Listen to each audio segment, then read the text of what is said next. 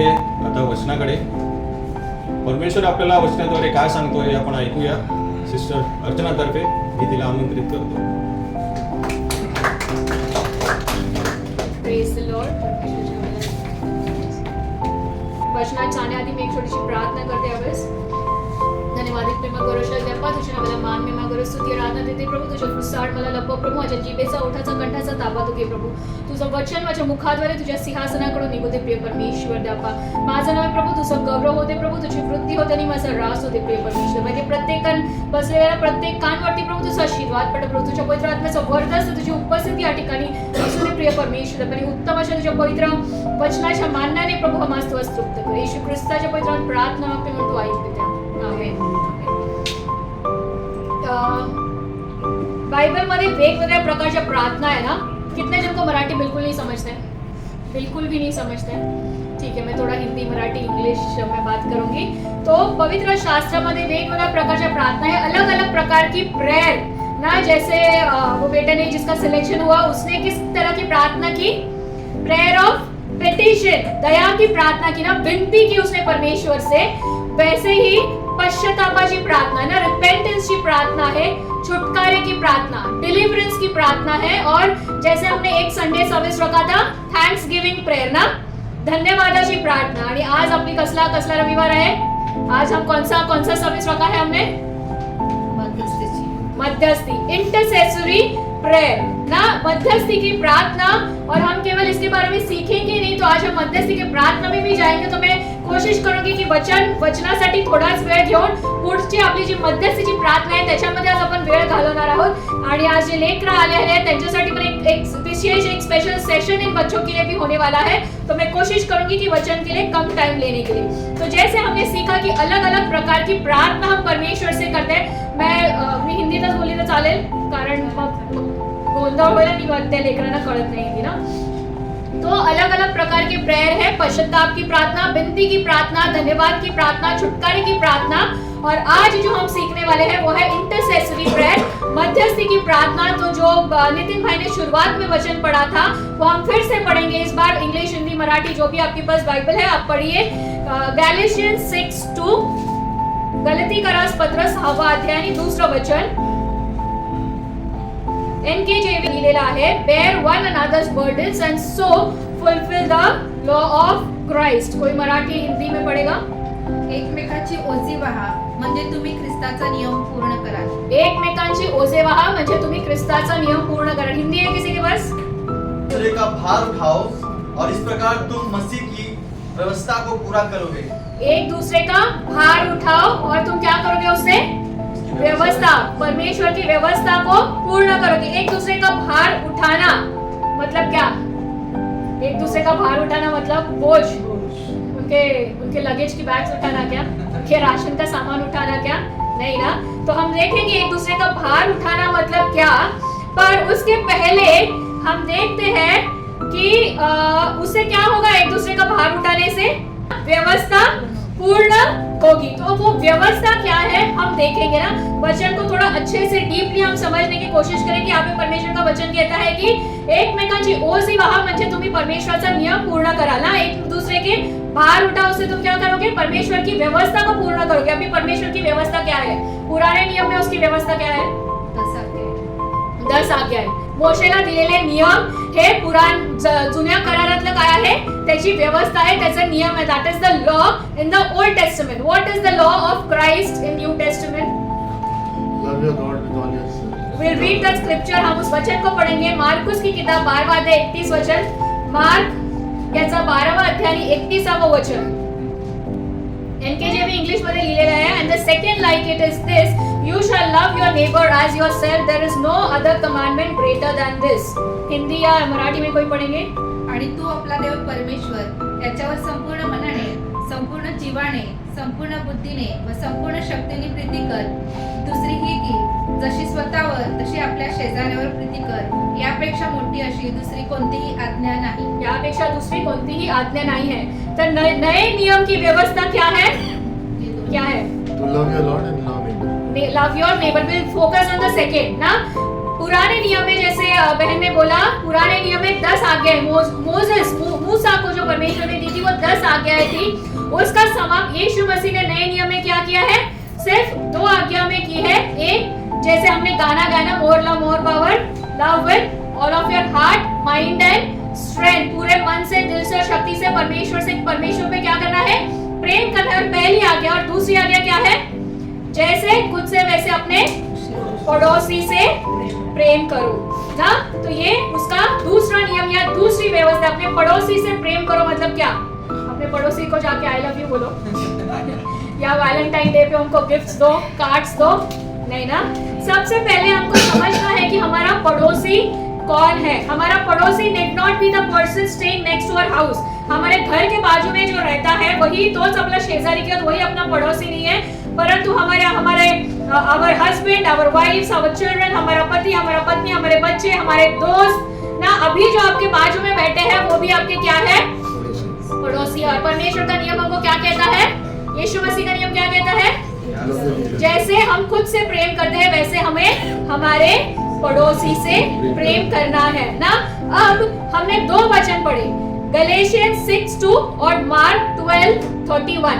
अब ये दोनों वचन एक दूसरे के साथ कैसे सहमत है या कैसे इंटरलिंक्ड है वो जानने की हम कोशिश करेंगे। एक दूसरे के भार उठाओ, उससे तुम क्या करोगे? मसीह की व्यवस्था को पूर्ण करोगे। किसकी व्यवस्था? मूसा की व्यवस्था कहाँ है? क्या मूसा की व्यवस्था वो पुराने नियम के लिए थी। किसकी व्यवस्था?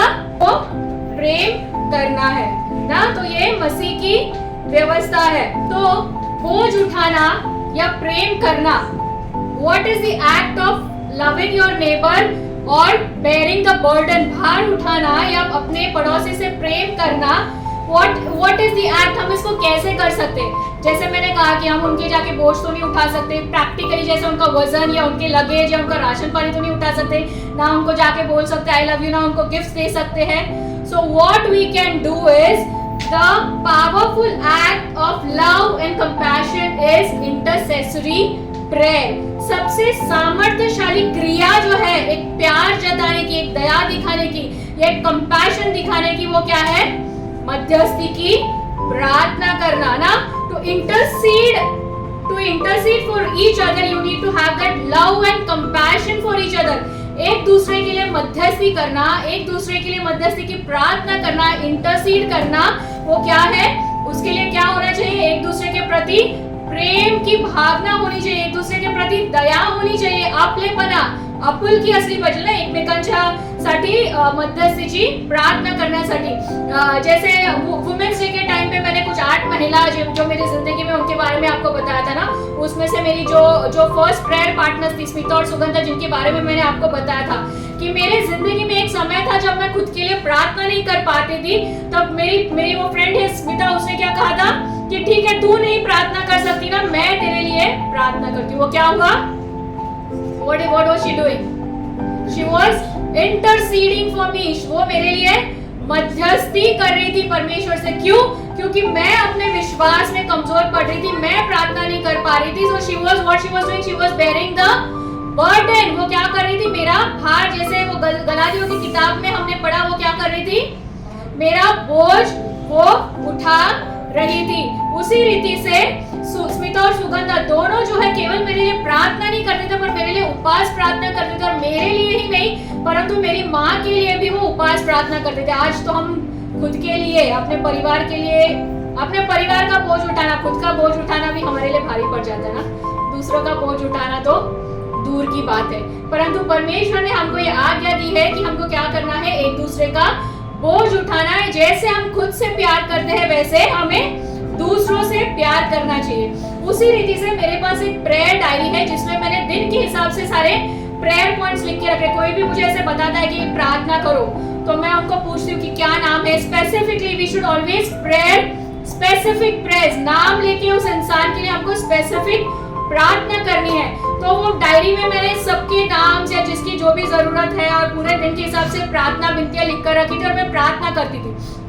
और मैंने ये महसूस किया कि मैं जब दूसरों के लिए प्रार्थना करती थी उस समय मेरा भी कठिन समय चल रहा था, मेरे खुद के लिए भी प्रेयर पॉइंट्स थे, पर परमेश्वर जो है मेरे खुद की प्रार्थनाएं बिल्कुल नहीं सुन रहा था। मैं मैं जितना खुद के लिए प्रार्थना कर रही थी उसके मेरे को जवाब ही नहीं मिल रहे थे, पर उसके विपरीत मैं जितना दूसरों के लिए प्रार्थना कर रही थी ना, उतना परमेश्वर उनकी प्रार्थना जल्दी सुनता था, क्योंकि मैं फॉलो अप लेती थी। जैसे मैं महेश ब्रदर के लिए भी प्रेयर कर रही हूँ, हम उनके लिए मध्यस्थी की प्रार्थना करें तो मैं उनको फोन करके पूछती हूँ ना कि कैसे चल रहा है, क्या चल रहा है, क्योंकि हमको जानना जरूरी है कि हम किसी के लिए प्रार्थना करें तो परमेश्वर वो प्रार्थना सुन रहा है क्या ना। परमेश्वर को उसके लिए धन्यवाद देना भी जरूरी है। और फिर मुझे फोन कॉल आता था और न्यूज आता था कि अरे मैंने ये प्रेयर करने के लिए बोला था, वो सुनी गई, और मुझे आनंद होता था। उससे मैंने क्या किया, मैंने सोचा कि ठीक है, चल परमेश्वर मेरे खुद के लिए मेरी प्रार्थना नहीं सुन रहा है, दूसरों के लिए तो सुन रहा है, तो मैंने दूसरों के लिए ज्यादा प्रेयर करना, प्रार्थना करना शुरू किया। और हो सकता है उसी के कारण आज परमेश्वर ने मुझे आशीष दिया है, आज मैं यहाँ पर खड़ी। और हो सकता है कि जैसे हम दूसरों के लिए प्रार्थना करते हैं वो उनको नहीं मालूम, कोई और भी आपके लिए जरूर आज प्रार्थना कर रहा होगा, जिसका उत्तर परमेश्वर आपको दे रहा है और उनको भी आशीष दे रहा है। दूसरों के लिए की गई हुई प्रार्थना कभी भी खाली नाही जाती. दुसऱ्यांसाठी केलेली प्रार्थना विनंती कधीच रिकामी जात नाही. त्याचा आशीर्वाद तुम्हाला नक्कीच मिळतो. पण मध्यस्थीची प्रार्थना करणं इतकं सोपं नाहीये की जस्ट प्रेयर पॉइंट्स लिहिले आणि सांगितलं की या गोष्टीसाठी प्रार्थना करा आणि तुम्ही प्रार्थना केली. It should not be just an act of word. मी काय म्हटलेलं, इंटरसेसरी प्रेयर मध्यस्थी की प्रार्थना is a powerful act of love and compassion. तो अगर दूसरों के लिए आपको मध्यस्थी करनी है, इंटरसीड करना है, तो आपको क्या होना चाहिए, आपके अंदर वो दया, वो प्रेम भावना होनी बहुत जरुरी है ना. मध्यस्थीची प्रार्थना सुपरफिशियल वरच्यावर किंवा वरपांगीपणाची दुसऱ्यांना दाखवण्यासाठी मध्यस्थीची प्रार्थना आपण नाही करू शकत. It has to be deep within the heart. अपने हृदय से, अपने अंतःकरण से वो प्रार्थना विनती जो है वो आनी जरूरी है. मध्यस्थी की प्रार्थना करना मतलब क्या है, मैं एक छोटा सा एक्ट करना चाहती थी पर उसके लिए मुझे बॉक्सेस नहीं मिला. परंतु जैसे अभी मामा बैठे, मामा ने शूज पहने अच्छे और उनके नए शूज हैं और वो शूज उनको बहुत काट रहे, बहुत तकलीफ दे रहे ना. Now interceding means stepping into his shoes. उनके जूते में पैर रखना और उस चुभन को महसूस करना, उसको बोलते हैं इंटरसीडिंग. दूसरों के लिए मध्यस्थी करना. जस्ट उन्होंने बोला कि मुझे ये तकलीफ हो रहा, तुम प्रार्थना करो, ऊपर से शब्दों से प्रार्थना की, उसे मध्यस्थी की प्रार्थना नहीं बोलते. दूसरों के लिए मध्यस्थी करने के लिए हमको वो लव और कंपैशन होना चाहिए. And we need to literally step into other person's shoes. उनके जूते में हमको पैर रखा. ये कहावत हुई, लिटरली हमको उनके जूते में पैर नहीं डालना है, पर उनका जो दर्द है, उनकी जो जरूरत है, उसको हमको क्या करना है, महसूस करना है, उसको समझना है. इंटरसीडिंग मध्यस्थी मतलब bearing each other's burdens in prayer. जैसे हमने गलातियों की किताब 6:2 में पढ़ा, हमको क्या करना है, एक दूसरे का भार उठाना है, बोझ उठाना है. तो हम वो बोझ कैसे उठाएंगे, ऑब्वियसली प्रैक्टिकली तो हम वो बोझ नहीं उठा सकते. तो हमको कैसे उठाना है बोझ, आत्मिक रीति से हमें वो बोझ प्रार्थना में उठाना है. उनके लिए प्रार्थना करके उनका जो बोझ है वो हमें उठाना है.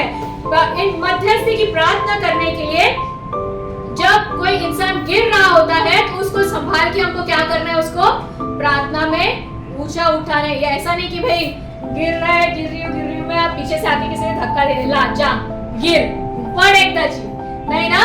वो पडत आहे कसं, फिजिकली नाही पडत आहे, विश्वासात मी पडत आहे. and somebody is lifting my hand and pulling me behind, not practically. how, in prayer ना. विश्वास में अगर कोई गिर रहा है तो हम क्या कर सकते हैं, उसके लिए मध्यस्थी करके उसका प्रार्थना में हाथ पकड़ के हमें उसको क्या करना है, संभालना है, उसको स्थिर करना है. When the other person's faith is running dry, हर किसी का विश्वास हर समय स्थिर नहीं होता है ना. हमारा विश्वास डगमगता है, ऊपर नीचे होते रहता है. जब हमको खालीपन महसूस होता है, जैसे मैंने कहा कि मैं प्रार्थना नहीं कर पा रही थी, तो उस समय क्या करना है, उस परिस्थिति में उस इंसान के बिहाफ पे हमको क्या करना है, मध्यस्थी करना है ना. और मध्यस्थी की प्रार्थना मतलब आपण काय करतोय, त्या व्यक्तीचं नेतृत्व करतोय. We are representing that person. We are standing like, जैसे मैंने विश्वास अंकल का एग्जांपल दिया, जूते का एग्जांपल दिया. So if he is going through some pain, I am standing in front of God being him, I am representing my uncle in front of God for his pain. मैं उनका प्रतिनिधित्व कर रही हूँ परमेश्वर के सामने, वो उनके दुख तकलीफों के लिए. उसको कहते हैं मध्यस्थी की प्रार्थना ना. परमेश्वर यहाँ पे पूछता है एजेकियल 22वां अध्याय 3रा वचन ना, मध्यस्थी की प्रार्थना एक दूसरे के लिए करने के लिए हमको क्या करना है? We need to stand in the gap. जो तट आहे त्या तटामध्ये आपल्याला उभं राहणं एकमेकांसाठी गरजेचं आहे. एजेकियल 22:30, एजेकियल की किताब 22वां अध्याय 30वां वचन हम पढ़ेंगे. 30.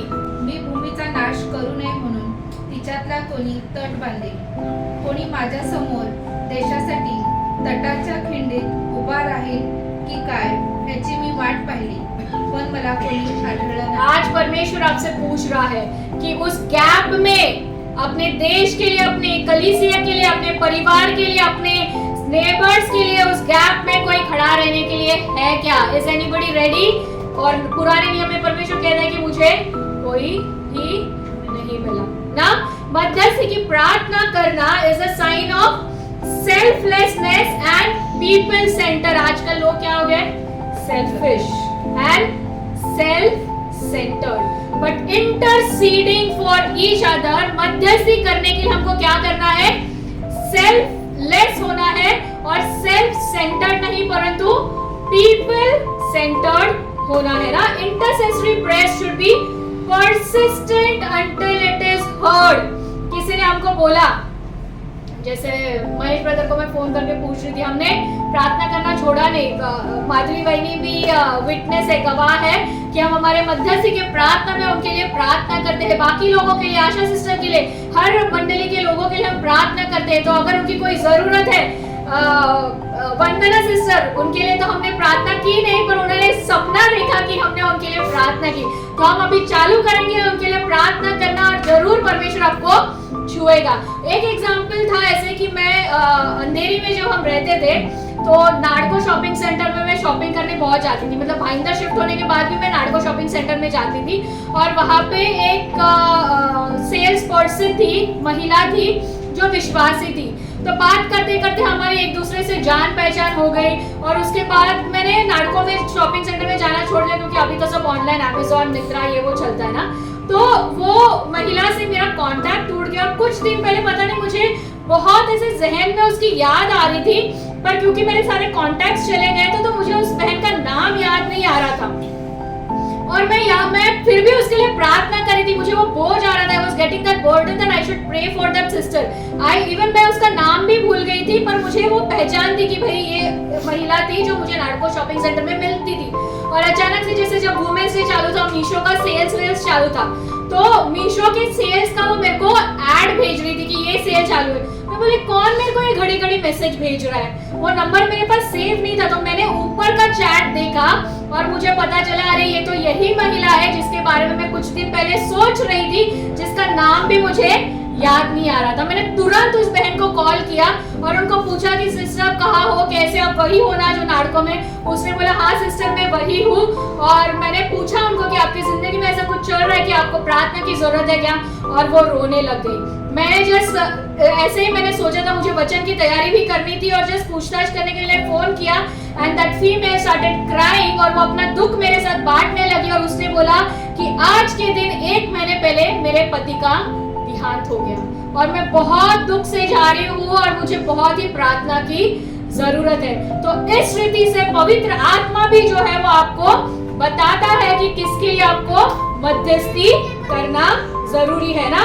तो मध्यस्थी की प्रार्थना जो है वो सुपरफिशियल, ऊपर की नहीं हो सकती. You need to step into other person shoes to intercede for each other. एक दूसरे के भार को हमको क्या करना है? प्रार्थना में उठाना है. जब दूसरा व्यक्ति विश्वास में गिर रहा होगा तो हमको उसको प्रार्थना में क्या करना है? पीछे खींचना है. एक इंसान जब विश्वास में कमजोर पड़ रहा होता है उस परिस्थिति में हमको जाकर उनके बिहाफ पे क्या करना है? प्रार्थना करनी है. We need to represent other person in front of God for their needs. To intercede, वो तट, वो गैप में हमको क्या करना है, खड़ा रहना है। और इंटरसीड करना, मध्यस्थी करना मतलब being selfless and people centered, and we should pray persistently until the prayer is heard। ये तो हम मध्यस्थी की प्रार्थना के बारे में बोल रहे हैं, मतलब praying for each other। हम खुद के लिए भी इतना persistently प्रेयर नहीं करते ना, एक बार किया, 2 बार किया, 3 बार किया, 10 बार किया, ठीक है छोड़ दो, गिव अप ना। But we should not give up, हमको क्या करना है, परसिस्टेंटली, लगातार, जब तक हमारी प्रार्थना का हमें जवाब नहीं मिलता, हमें क्या करना है, प्रार्थना करती रहनी चाहिए ना। तो हम कुछ नए नियम और पुराने नियम के उदाहरण देखेंगे जो लोगों ने मध्यस्थी की ना। पुराने नियम का उदाहरण है अब्राहम ने किसके लिए मध्यस्थी की थी, Abraham. What was the name of that place? वो जगह का नाम क्या था, लोट कहा जाता है, सदोम और गमोरा। वो मध्यस्थी क्यों करते हैं, जैसे आगे का सवाल का जवाब पहले सिस्टर ने दे दिया। लोट जो उसका भांजा रहता है अब्राम का, वो क्या करता है, अच्छी जगह देख के सदोम की जगह में चला जाता है, पर वहां पे क्या होता है, बहुत पाप बढ़ जाता है, इसलिए परमेश्वर क्या करने वाला होता है, सदोम का नाश करने वाला रहता है। परंतु अब्राम क्या प्रार्थना करता है कि भाई मेरा भांजा है, माझा पुतण्या आहे, फक्त त्यालाच वाचव, ऐसी प्रार्थना करता है क्या नहीं? क्या करता है वो, सबको, पूरे सदोम और गमोरा के लिए वो क्या करता है, मध्यस्थी की प्रार्थना करता है। कैसे करता है, हाँ परमेश्वर त्यांना वाचव, तो तुझी इच्छा, वाचव नहीं तो सोडून दे, ऐसा प्रेयर करता है। क्या बचाने तो ठीक है, it's your will, let your will be done Lord, this is how we praise. वो हम रेफरेंस के लिए अब पढ़ सकते हैं, अब हम अभी नहीं पढ़ेंगे। उत्पत्ति की किताब 18वां अध्याय 16 से 33 वचन क्या करता है वहां पे, सबको स्टोरी मालूम है, वो कितने जब को मालूम है, आप लोग पढ़ना, वो रेफरेंस लिख के लेना। उत्पत्ति जेनेसिस 18:16 to 33, वहां पे अब्राहम जो है वो सदोम और गमोरा के लिए क्या करता है, परमेश्वर से मध्यस्थी करता है। ही कीप्स बार्गेनिंग, कौन से नंबर से चालू करता है, 50 से ना। 50 लोग होंगे तो परमेश्वर तो उनको बचाएगा, परमेश्वर कहते हाँ मैं बचाऊंगा। 50 से 40, 40 से 30 से 10 तक आता है, 50 से वो 10 तक आता है ना।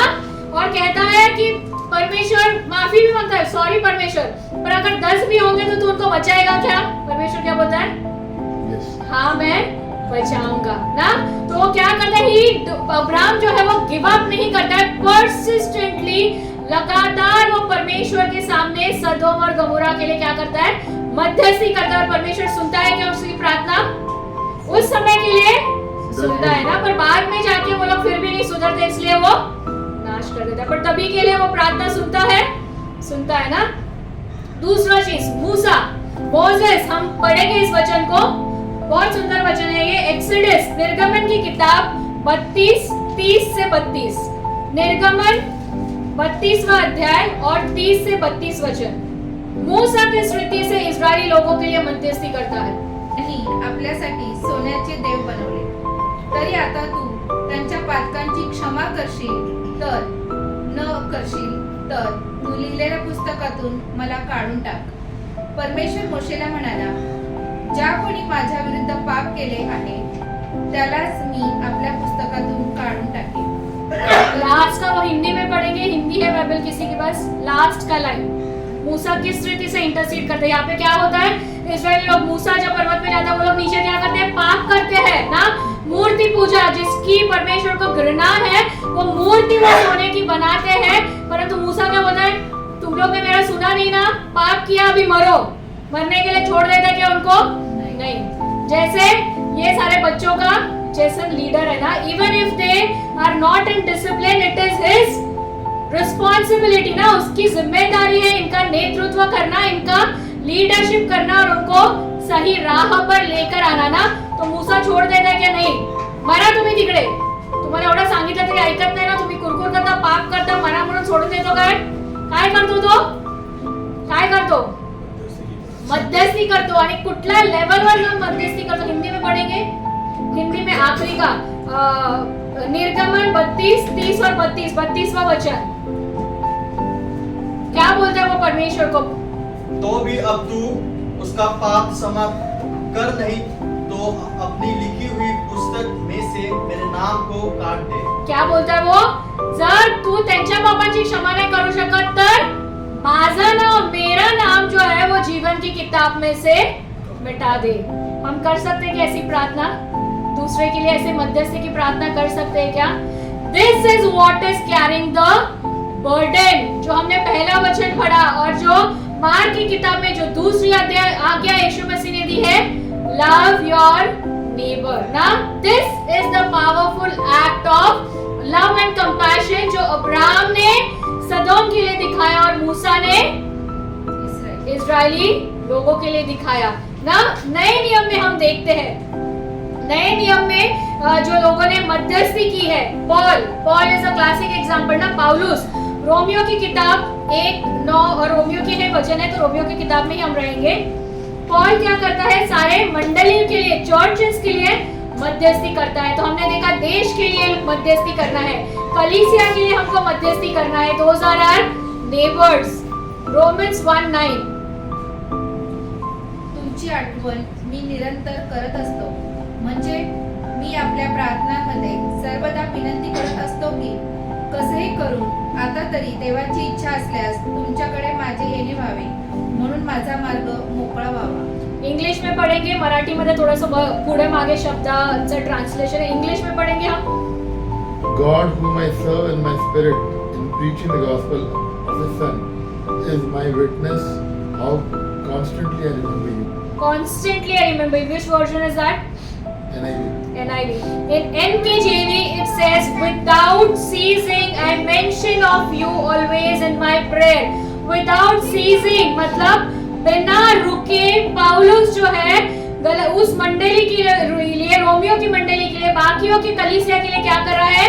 परमेश्वर के लिए प्रार्थना में मध्यस्थी कर रहा है। न्यू लिविंग ट्रांसलेशन का जो वर्जन है वो कहता है कि God knows how often I pray for you, day and night I bring you and your needs you and your needs in prayer to God। कब? केवल सुबह, शाम, हफ्ते में एक बार, महीने में, साल में एक बार। क्या कहता है पौलुस? दिन रात बिना रुके, without ceasing, पौलुस is interceding। पौलुस जो है वो उसके लोगों के लिए, उसकी कलीसिया के लिए, मंडली के लिए बिना रुके दिन रात जो है वो मध्यस्थी करता है ना। और हमेशा मैं कहती हूँ कि यीशु मसीह खुद जो है उसने हमेशा, यीशु मसीह ने काय केलेलं कित्ता घालून दिले ना प्रत्येक गोष्टीचा। फिर से एक बार रोमियो की किताब 8:34, यीशु मसीह पण आपल्यासाठी काय करत आहे? मध्यस्थी करत आहे ना। रोमकरास पत्र 8:34। तर दंडाज्ञा करणारा तो मेला, इतकेच नाही तर मेलेल्यातून उठला आहे, जो देवाच्या उजवीकडे आहे आणि तो आपल्यासाठी मध्यस्थीही करत आहे, तो ख्रिस्त येशू आहे। मेलेल्यातून उठला, झालं त्याचं काम, झालं का? आपल्या पापांचा भार त्यांनी वाहिला। हमारा बोझ उसने उठाया ना। बोझ उठाना हम सीख रहे हैं ना। पहला वचन जो हमने गलतियों की किताब में, उसने हमारा पापों का बोझ उठाया, क्रूस पर मरा, गाड़ा गया, तीसरे दिन फिर से जी उठा, हो गया, इट इज फिनिश्ड, उसका काम खत्म। अभी जाके पिता के राइट हैंड में जाके बैठ के he is enjoying at peace. नहीं ना? क्या कर रहा है? क्या लिखा है वहां पे? क्या कर रहा है वो? मध्यस्थी कर रहा है ना हमारे लिए। वो क्या कर रहा है? फिर से पढ़ेंगे वो लास्ट पार्ट। और कौन है वो हमारे लिए जो मध्यस्थी कर रहा है पिता के पास? तो मेला, इतकेच नाही तर मेलेल्यातून उठला आहे, जो देवाच्या उजवीकडे आहे आणि जो आपल्यासाठी मध्यस्थीही करत आहे, तो ख्रिस्त येशू आहे। आपल्यासाठी कोण मध्यस्थी करत आहे? ख्रिस्त येशू। ख्रिस्त यीशु। यीशु मसीह खुद किसके लिए मध्यस्थी कर रहा है? हमारे लिए। हम उस लायक है क्या? उसने इतना बड़ा बलिदान दिया, फिर भी हमने पाप करना छोड़ दिया क्या? नहीं छोड़ा। और फिर भी वो हमारे लिए क्या कर रहा है? मध्यस्थी कर रहा है ना अपने पिता के सामने। आखिरी का हम नए वचन का, नए नियम का उदाहरण देखेंगे। रोमियो की किताब 8:26। केवल यीशु मसीह हमारे लिए मध्यस्थी नहीं कर रहा, परंतु और भी कोई है जो हमें हमारे लिए मध्यस्थी करता है। वो कौन है? पवित्र आत्मा। रोमियो की किताब 8:26। तसेच आत्माही आपल्या अशक्तपणात आपल्याला हातभार लावतो, कारण आपण यथायोग्य प्रार्थना कशासाठी केली पाहिजे हे आपल्याला ठाऊक नाही, पण आत्मा स्वतः अनिर्वाच्य कन्याने मध्यस्थी करतो। आत्मा क्या करता है? पवित्र आत्मा मध्यस्थी। जब हमको समझ में नहीं आता, हमारे शब्द खत्म हो जाते हैं, किस रीति से प्रार्थना करनी है हमको नहीं समझ में आता, तब कौन हमारे लिए मध्यस्थी करता है? पवित्र आत्मा हमारे लिए मध्यस्थी करती है। तो ये है मध्यस्थी की प्रार्थना का इम्पोर्टेंस, मध्यस्थी की प्रार्थना का महत्व। तो अब हम शायद इस वचन को और अच्छी तरह से समझेंगे। गलतियों की किताब 6:2 फिर से पढ़ेंगे हम, जो आज का हमारा मुख्य वचन है। Bear one another's burden, so fulfill the law of Christ. एक दूसरे के भार उठाओ और इस प्रकार मसीह की व्यवस्था को पूरा करो। मसीह की व्यवस्था को पूरा करो। पॉल ये आदेश दे रहा है गलतियों की मंडली को। पर परमेश्वर की, यीशु मसीह की व्यवस्था क्या है? क्या है? सब जगह है, एवरीबडी इज देयर। खाली शरीर से नहीं, परंतु शरीर, प्राण, आत्मा, बुद्धि, मन से यहाँ पर है सब लोग। Yes, okay. तो मसीह की व्यवस्था क्या है? Love your Lord and love your neighbor. Love your neighbour. Mark की किताब में हमने पढ़ा ना, तो loving your neighbour, what is the powerful act of love? से इट लाउड। Intercession. तो वही हम सीख रहे हैं ना इतने टाइम से ना, एक दूसरे की, मसीह की व्यवस्था को पौलुस कहता है पूर्ण करो। मसीह की व्यवस्था को पूर्ण करना मतलब अपने पड़ोसी से प्रेम करना, जैसे हम खुद से प्रेम करते हैं। और जैसे गलातियों की किताब में कहा है, bear one another's burden. So what is the act of bearing? एक दूसरे के भार को ढोना या एक दूसरे से प्रेम करना, इसका प्रतीक क्या है? तो हमको एक दूसरे के लिए क्या करना है? मध्यस्थी करना है। We need to intercede for each other. और intercessory prayer कैसे होती है, मध्यस्थी कैसी करनी है, किसने मध्यस्थी की है, उसके उदाहरण हम ऑलरेडी देख चुके हैं ना। आप में से कितने जन को सच में लगा था जब मेरा नाम अनाउंस हुआ था कि मराठी कलीसिया इस जगह पर चालू होने वाली है, जिसका नेतृत्व मैं करने वाली हूँ? जब मेरा नाम अनाउंस हुआ था, सच में बताना, दिल से मुझे बुरा नहीं लगेगा, कितने जन को लगा था कि मैं सच में ये कर पाऊंगी? Thank you. तो विश्वास लगा था कि कर पाओगे ना? हाँ, तो लगा। Okay, thank you. सबको मला लगा। खरंच खूप आनंद झाला, कारण मला स्वतःलाच वाटलं होतं, मुझे खुद नहीं लगा था कि मैं ये कर पाऊंगी।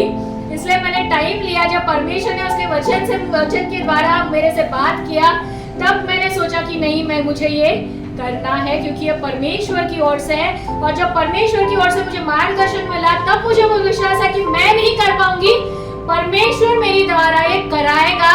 और ये करवा रहा है। क्यों?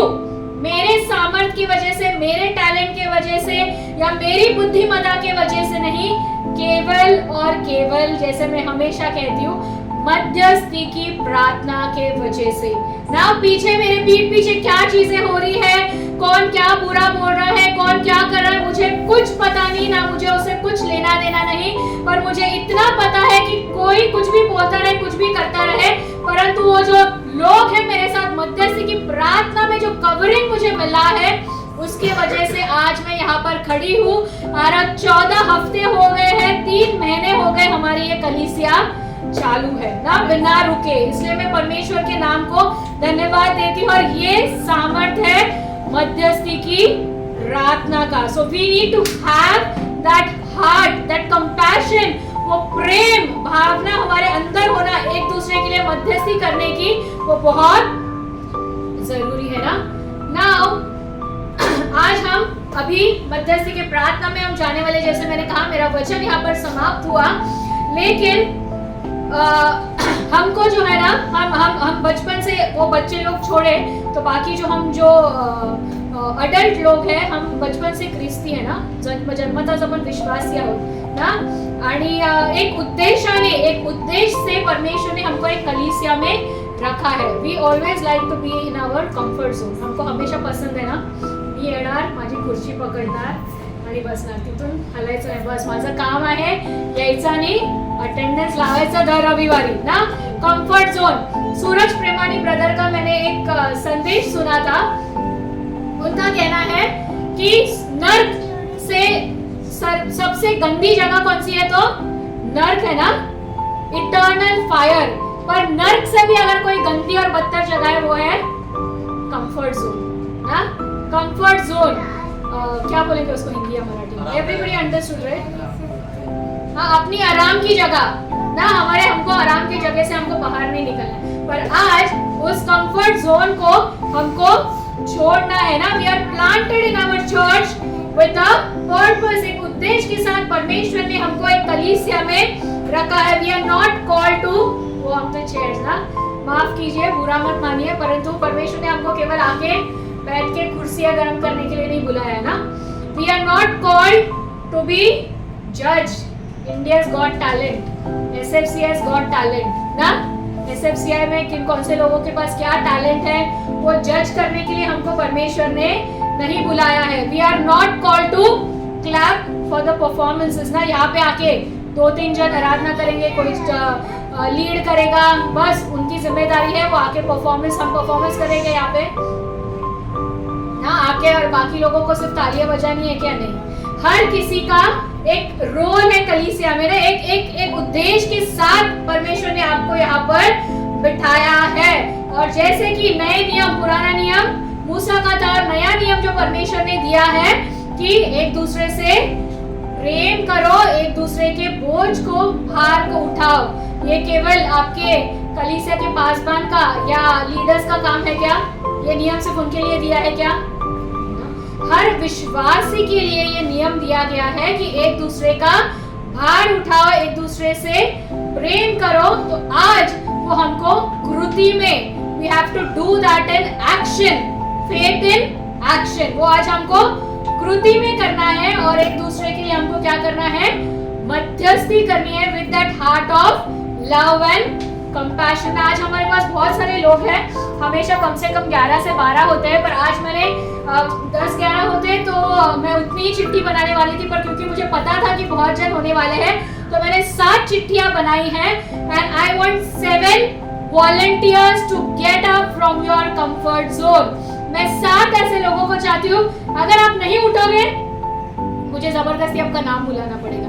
तो मैं चाहती हूँ कि आप खुद उठे, इसमें से एक चिट्ठी उठाए, इसके ऊपर कुछ प्रेयर पॉइंट्स लिखे हैं, उसके लिए प्रार्थना करें। I really clap for mama, because ये हमेशा मैं हमको जब भी कुछ प्रार्थना के लिए वो मना करते हैं, पर आज खुद you have to come and pray over you. उसमें कुछ पॉइंट्स लिखे हुए हैं, एक चिट उठा के, और मैं विनती करती हूँ माधुरी बहनी, नितिन दादा, हम यहाँ पर आएंगे, उनके साथ खड़े रह के we will support him in prayer.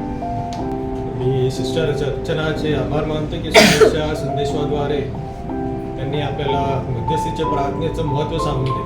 त्याचे आभार मानतो आणि खरोखरच एक त्याच्यासाठी आपण शाबासकीची टाळी देऊया।